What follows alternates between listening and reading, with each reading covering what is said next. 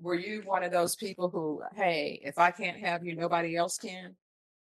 Or I'm going to make you love me?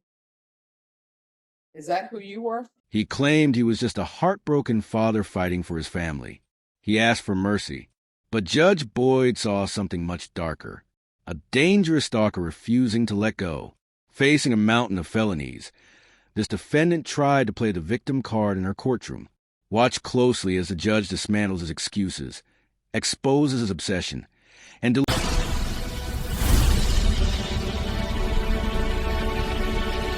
And cause number ending in 8-4, you're charged with the offense of evading arrest detention with a vehicle. That's a third-degree felony. Range of punishment is anywhere from 2 to 10 years in prison and up to a $10,000 fine. And the cause number ending in 6-4W, you're charged with assault family household member with a previous conviction. That's a third-degree felony. Range of punishment is anywhere from 2 to 10 years in prison and up to a $10,000 fine. And the cause number ending in 6-3W, you're charged with the offense of violation of a protective order, assault, stalking. And that's a third-degree felony. Range of punishment is anywhere from 2 to 10 years in prison and up to a $10,000 fine. Did you understand? Yes, ma'am. If you have a plea bargain agreement with the state, the court does not have to follow your plea. If for any reason the court does not follow your plea and gives you more than you bargained for, the fact that you entered a plea will not be used against you and you will be allowed to withdraw your plea. According to your plea bargain agreement, in each cause number, your punishment is to be assessed at a cap of 8 years in the prison. There are no applications for probation in either cause number. The cause numbers are to run concurrently. The state will take in consideration County Court cause number 679179, AL 2110534, 2024 PF 29005, 2024 PF 29004. And the case numbers ending in W, there's an affirmative finding of family violence, and there's to be no contact with the complainant. And those cause numbers, did you understand with an affirmative finding of family violence, you're not allowed to own or possess any weapons or ammunition? Yes, ma'am. And that you're not allowed to be designated as primary custodial parent. Did you understand that? Yes, ma'am. Did you understand that to be the entirety of your plea bargain agreements in each of these cause numbers? Yes, ma'am.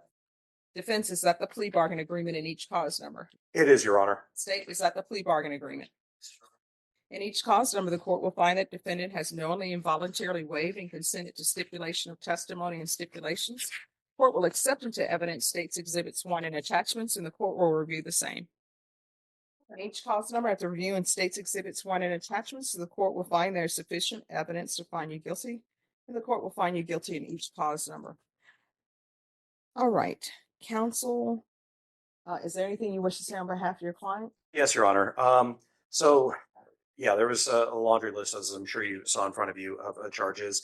All of these stem with essentially one complaining witness. here comes a spin. The defense argues there's only one witness, but that is exactly how stalking works. It's a crime of isolation. They're trying to paint his obsession as love. That is a dangerous game to play and judge. The ex-girlfriend of Mr. Patterson. Mr. Patterson dated Ms. Nelson, the complaining witness in this matter, for 4 years. He loved her very, very much. They didn't have any kids together, but he does have kids from a prior marriage. His kids are 5 and 7. Now, obviously, this has been dragging on for about 2 years. The first incident occurred in 2022. The latest occurred in December of 2024. So this has already caused my client 2 years.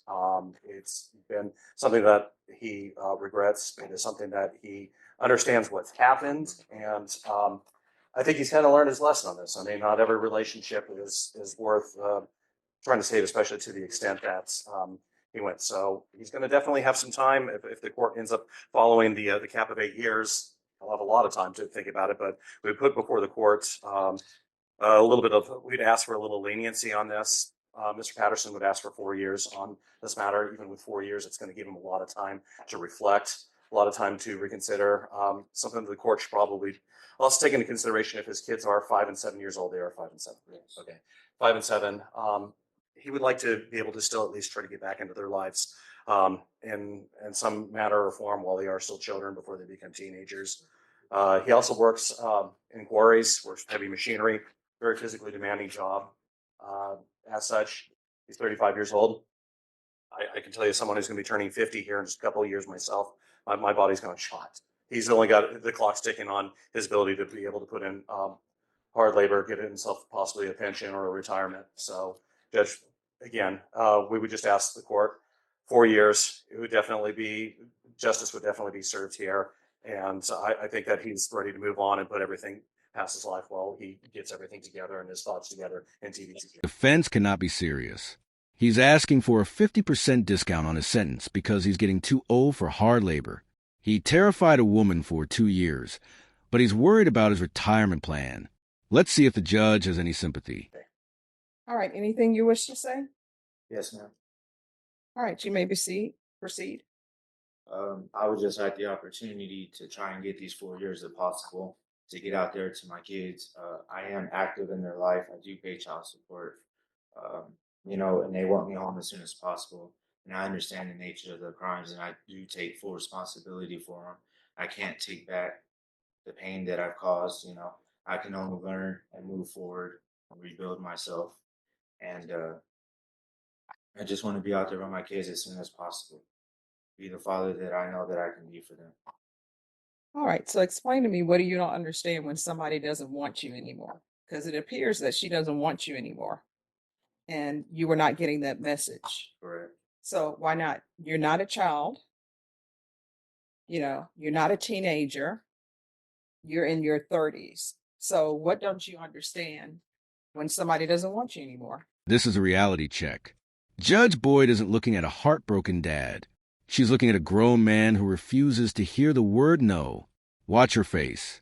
She is disgusted by the lack of accountability. It's a hard lesson I feel like. No, I mean, I understand it's a hard lesson. Maybe you'll learn it, maybe you won't. But I'm trying to figure out, why did it take you coming here for you to learn or say that you're going to learn? Your children that you have, boys, girls. My 5-year-old is a girl, my 7-year-old is a girl. All right. So how would you feel if your girl got involved with somebody and then she's like, this is not working out? And it appears that you may have been violent. At least that's what these are. These are violent offenses. And she doesn't have any children with this person, right? And they don't have any property together. They're not tied together other than he won't leave her alone. How would you feel about that? I'd be upset. Yeah. And that's what you were doing. Yes, The complainant in this case is just like, I'm done. There's no going back. I don't want to be with you. And instead of you taking care of your children, you continue to harass her. So when you're telling me that you just want to get out and take care of your children, that's what you should have been doing instead of harassing this lady. So my question for you is, when you were harassing her, what time of the day did this occur? It was usually when I got out of work. All right. So instead of you getting off of work and going to see your children and be with your children that you say you care a lot for, you're just harassing her. And then running for the police after you're harassing her. Do you know how terrifying that would have been for her to see you popping up when she knows the relationship is over? She's already told you it's over, and you're just harassing her. And now you're asking me for mercy, which I'm fine with people asking me for mercy. Did she ask you for mercy? Did she say, would you please just leave me alone? And you didn't pay any attention to that. Were you one of those people who, hey, if I can't have you, nobody else can? Or I'm going to make you love me? Is that who you were? She hits the nail right on the head. That if I can't have you, no one can mentality isn't love, it's ownership, plain and simple. Judge Boyd is taking apart every layer of his defense until only the raw truth remains. I mean, that's either yes or no. If you think you were that person, then yes. If you don't think you're that person who were harassing somebody and wouldn't leave them alone, then that's who you are. So who were you? And if you don't think you're that person, that's fine. Who was that person? So why wouldn't you leave her alone? You don't have any children, so it's not the matter that, oh, I'm harassing her because I want to take care of my children. So children are off the table. Did you all have any property together? Car and house. Oh, is that in your name? No, the car. Yeah, it's in both of our names. And I'm sure she said, here, take the car, just leave me alone. And you're like, no, I don't want to leave you alone. I want to be with you, and I'm not going to let you go. Yes, ma'am. Well, I can tell you what's going to happen. I'm sympathetic to your plight, but for whatever time they make you do at the prison, that's when she'll have her peace and quiet from you. Don't write her. Don't call her. She don't want you anymore. You understand? And anytime you think that you want to call her and harass her, think about this, that somebody could end up doing the same thing for your daughter. And I know you don't want that. All right. So, and cause number 2025 CR 002663W. Court is finding you guilty. The court is going to sentence you to 8 years, give you credit for any time served. There's a $1,500 fine. This will run concurrent with DC 2023 CR 8184, 2025 CR 002664W. Take in consideration County Court Cause number 6799179, AL2110534, 2024 PF 29005, 2024 PF 29004. There's an affirmative finding of family violence, and there's to be no contact with Lisa Nelson. And the cause number 2023 CR 8184, the court is finding you guilty. Court is going to sentence you to 8 years in the prison, give you credit for any time served. This will run concurrent with 2024. Is this correct? That's in this. I don't think this paperwork is correct. Just one second.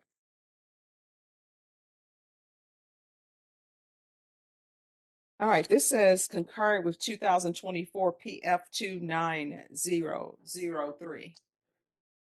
Your Honor, I believe that's going to be the cause numbers that were listed in Odyssey before the waiver numbers came. All right, and then AL 216024. All right. And then in cause number 2025 CR 002664W, the court is going to find you guilty, sentence you to 8 years in the prison, give you credit for any time served. There's a $1,500 fine, affirmative finding of family violence. This is be concurrent with DC 223 CR 8184, 225 CR 002663W. Taking consideration County Court Cause number 6799179, AL2110534, 2024 PF 29005, 2024 PF 29004, and there's to be no contact with Lisa Nelson. All right, we can go off the record. When you go to prison, you need to start thinking about how you got there, and how you got there is not Lisa's fault, it's yours. Yes, ma'am. These are all your actions. All you had to do was say, you know what, my heart may be breaking. I'm not going to cry. If you don't want to cry, or if you don't want to cry in public, you just go to your house and cry. But you don't start stalking people and following them around. That's the number one way to make people truly not love you. You understand? Yes, ma'am. All right, good luck to you, okay? She hits the nail right on the head. That if I can't have you, no one can mentality isn't love. It's ownership, plain and simple. Judge Boyd is taking apart every layer of his defense until only the raw truth remains. Intro 5. The defense asked for leniency. They asked for 4 years. Judge Boyd looked at the facts, looked at the fear he caused, and delivered the maximum under the plea agreement. 8 years in prison and a strict no-contact order. The court sent a clear message today. Harassment is not a crime of passion.